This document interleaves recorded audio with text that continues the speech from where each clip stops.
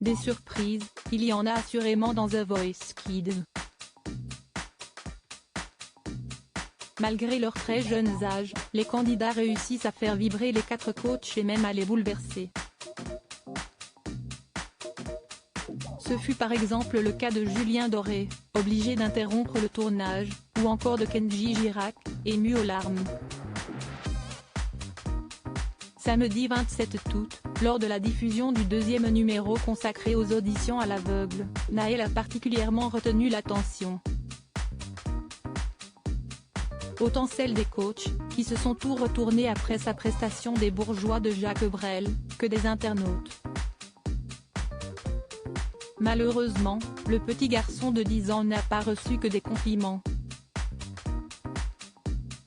Sur la toile, il a fait l'objet de quelques critiques autour de son choix de chansons et pour ses propos sur la musique actuelle du genre wesh wesh canne à pêche, comme il l'a décrite.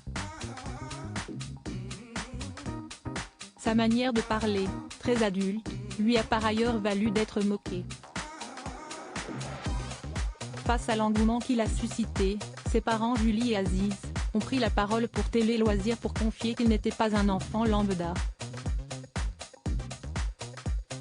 Et pour cause, il est atteint de dysharmonie, un trouble qui désigne une maturation anormale de certaines fonctions psychologiques, tant dans le domaine intellectuel qu'affectif. Il utilise des mots que même nous on n'utilise pas. Il a un phrasé d'adulte. Quand il avait 5 ans, il parlait déjà de sujets de conversation d'adultes. Il aime la politique et la littérature. Ce n'est pas le genre d'enfant à jouer au foot, ont-ils rapporté. Naël est suivi depuis ses 4 ans. Naël avait néanmoins refusé d'évoquer sa pathologie au moment de se présenter. Et on a respecté son choix. Mais comme depuis il y a eu des attaques physiques et sur sa façon d'être, que certains ont même dit qu'il surjouait.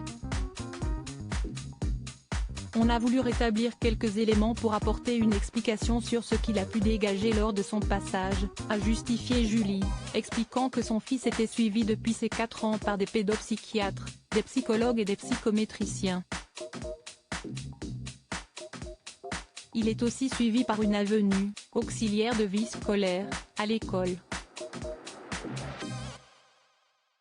Il en est ressorti que Naël était un garçon dans sa bulle qui n'a pas conscience de l'image qu'il renvoie, a précisé son père Aziz. Heureusement pour lui, Naël est loin de s'intéresser aux réseaux sociaux et ne trouve son bonheur que dans la musique. Si est une manière pour lui de partager quelque chose avec autrui. Il montre qu'il est autre chose que disharmonique, explique encore Aziz. Ainsi, The Voice Kids est un rêve qui se réalise pour le talentueux chanteur amateur. Je pense qu'il n'a jamais été aussi heureux de sa vie, se réjouissent ses parents. Le conte de fées se poursuit pour Naël qui va continuer d'évoluer dans l'émission au sein de l'équipe de Patrick Fiori.